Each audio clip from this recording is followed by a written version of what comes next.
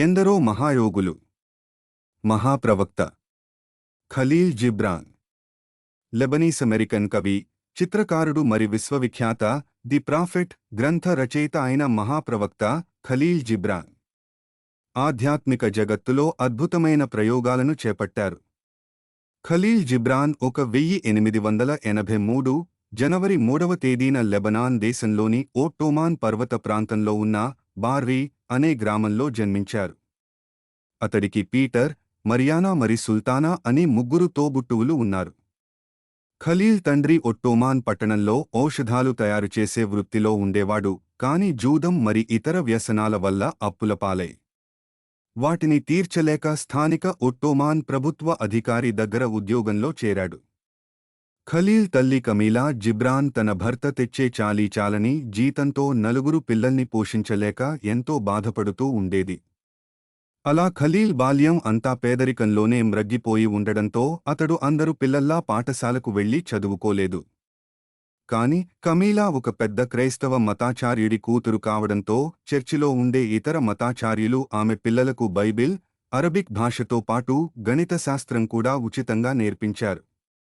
ఈ క్రమంలోనే ఖలీల్ తండ్రిపై అనుకోని నేరం మోపబడి అతడు జైలుపాలు కావడంతో అతడి తల్లి తన 4 సంతానాన్ని తీసుకుని తన సోదరుడి వెంట అమెరికా వెళ్ళిపోయింది. అమెరికా దేశం బోస్టన్లో తన అన్న కుటుంబంతో పాటు స్థిరపడిన కమీలా తన పిల్లలను పోషించుకోవడం కోసం లేసులు, లెనిన్లు కుట్టి ఇల్లిల్లు తిరిగి అమ్మేది. అలా వచ్చిన కొద్ది మొత్తం డబ్బుతో తన పిల్లలను బోస్టన్లోని పాఠశాలలో చేర్పించింది. బోస్టన్ స్కూల్లో విదేశాల నుంచి వచ్చిన పిల్లలకు ప్రత్యేకంగా ఆంగ్ల భాషను బోధించేవాళ్లు. అలా లెబనాన్ నుంచి వచ్చిన ఖలీల్ కూడా ఆ ప్రత్యేక ఆంగ్ల తరగతిలో చేరి ఆంగ్ల భాషలో మంచి పట్టును సాధించాడు. స్కూల్లో విద్యను అభ్యసిస్తూనే అతడు డెనిసన్ హౌస్ అనే ఆర్ట్ స్కూల్లో చేరి నిష్ణాతుడైన చిత్రకారుడిగా ఎదిగాడు. అక్కడే అతడికి వినూత్న శైలికి చెందిన చిత్రకారుడు, ఫోటోగ్రాఫర్ మరి పబ్లిషర్ అయిన ఫ్రెడ్ హాలండ్ డే పరిచయం అయ్యాడు. సృజనాత్మక చిత్రకళ పట్ల ఖలీలు స్ఫూర్తిదాతగా నిలిచిన డే అతనికి అనేక మెళకువలు నేర్పడంతో ఖలీల్ వేస్తోన్న చిత్రాలు వివిధ పత్రికలకు ముఖచిత్రాలుగా ప్రచురించబడుతూ ఉండేవి.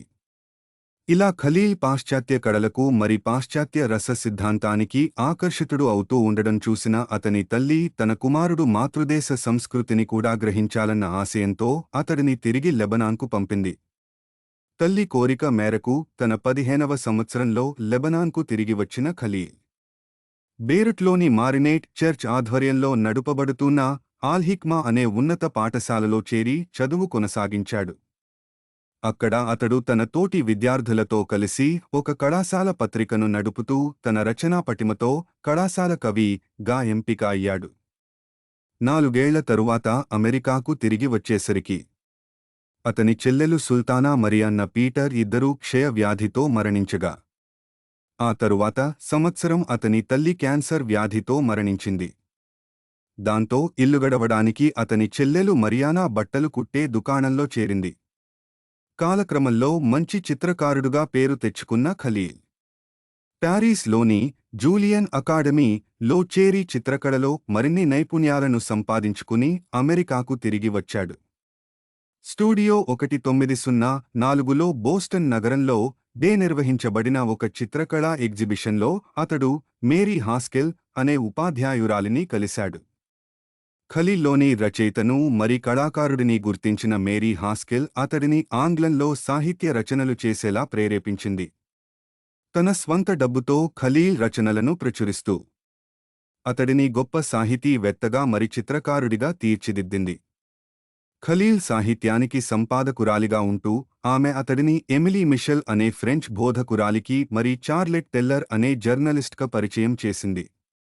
వాళ్లందరి సహకారంతో ఖలీల్ 1918లో ది మ్యాడ్ మేన్ అనే గ్రంథాన్ని మరి ది ప్రాఫెట్ గ్రంథాన్ని ప్రచురించాడు. ఆ 2 గ్రంథాలు ఆధ్యాత్మిక రంగంలో పలు సంచలనాలను సృష్టించి అనేక ప్రపంచ భాషలలోకి తర్జుమా అయ్యి ఖలీల్కు గొప్ప పేరును తెచ్చిపెట్టాయి.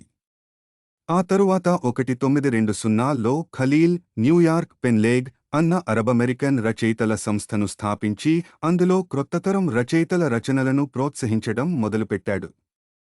అక్కడే అతడికి మైఖేల్ నైమీ అన్న ప్రముఖ అరబ్ ఆధ్యాత్మిక తత్వవేత్తతో పరిచయం అయింది. ఇలా దాదాపు 20 సంవత్సరాల పాటు వివిధ ఆధ్యాత్మిక రచనల ద్వారా ఆంగ్ల సాహితీ రంగంలో తనదైన ముద్రను వేసిన ఖలీల్ జిబ్రాన్ ది ప్రాఫెట్ అన్న గ్రంథం ద్వారా ప్రపంచవ్యాప్త గుర్తింపును తెచ్చుకున్నాడు. చివరికి 1931లో తన జీవితం అంతా వ్రాసిన సాహితీ రచనలను మరి చిత్రించిన పెయింటింగ్లను అతడు తన మార్గదర్శి అయిన మేరీ హాస్కెల్కు అప్పగించి లెబనాన్కు తిరిగి వెళ్ళిపోయాడు. 1931 ఏప్రిల్ 10వ తేదీన లెబనాన్లో తన అనుచరులకు తన చివరి సందేశం అందించి ఈ లోకం నుంచి నిష్క్రమించాడు.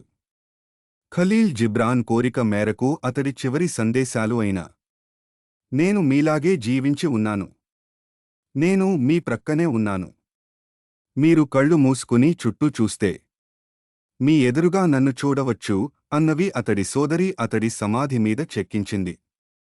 మహాప్రవక్త ఖలీల్ జిబ్రాన్ మరణానంతరం అతడు వ్రాసిన గ్రంథాలతో, ఉత్తరాలతో, సందేశాలతో మరి చిత్రాలతో అతడి సోదరి మరియానా మరి మేరీ హాస్కెల్ ఇద్దరూ కలిసి హాస్కెల్ టెల్ ఫేర్ మ్యూజియం ను ఏర్పాటు చేశారు. ఖలీల్ ది ప్రాఫెట్ గ్రంథంలో నుంచి కొన్ని సందేశాలు. మానవులంతా వివిధ వర్గాలుగా, తెగలుగా, రాష్ట్రాలుగా మరి దేశాలుగా విభజించబడ్డారు, కాని నేను వీళ్లల్లో ఎవ్వరికీ కాని వాడిని అని నాకు అనిపిస్తుంది. ఈ విశాల విశ్వమే నా దేశం, సమస్త మానవాళి నా కుటుంబం, మరి మనమంతా ఆ దేవదేవుని సంతానం, ఇక్కడ అందరూ సమానమే అని నాకు తెలుస్తోంది. అందుకే నా ఇంటి గోడను నేను త్రవ్వినప్పుడు దాని అవతల ఉన్న నా పొరుగువాడు కూడా నేనే అని నాకు తెలిసింది.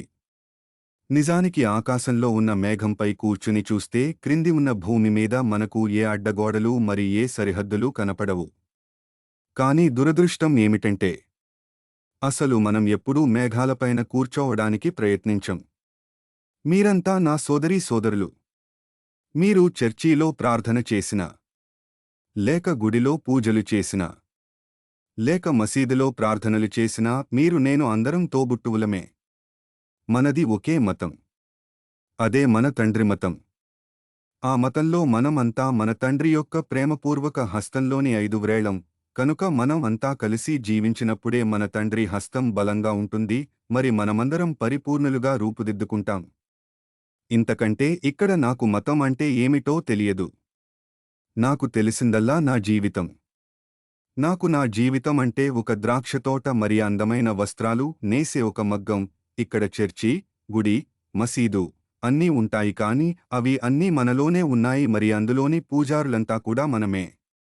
ఈ భూమి మీద ఉన్న మానవ జాతి యొక్క ఆశలు మరి భావాలు అన్నీ మూకుమ్మడిగా మన ఆత్మలోనే నిక్షిప్తమై ఉన్నాయి అంటూ విశ్వమానవ సౌభ్రాతృత్వం గురించి తమ ది ప్రాఫెట్ అన్న గ్రంథంలో విశేషంగా వివరించారు ఖలీల్ జిబ్రాన్.